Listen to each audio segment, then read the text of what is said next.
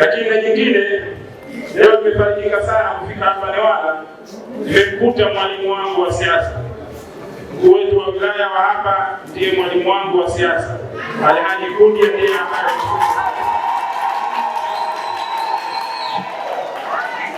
uimara wangu katika Chama cha Mapinduzi katika nafasi mbalimbali za uongozi, basi chanzo kilitokea kwake yeye. Kwa hiyo Wananewala na nyinyi mmepata bahati kubwa kuwa na kiongozi wa namna hii.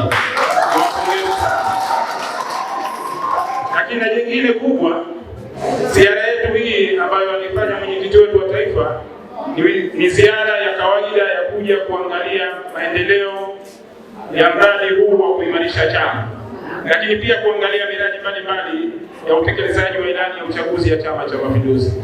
Nataka nitumie fursa hii kuwapongeza wananchi wote wa Newala kwa kazi kubwa mlioifanya siku ya tarehe 29 Oktoba, kazi ya kukirejesha tena Chama cha Mapinduzi madarakani. Najua mmerejesha CCM madarakani sio jambo rahisi. CCM tuna kawaida ya umoja na mshikamano.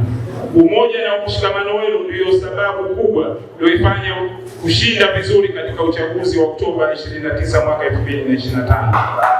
Kwa hiyo hapa ambapo tumefikia, tusirudi nyuma.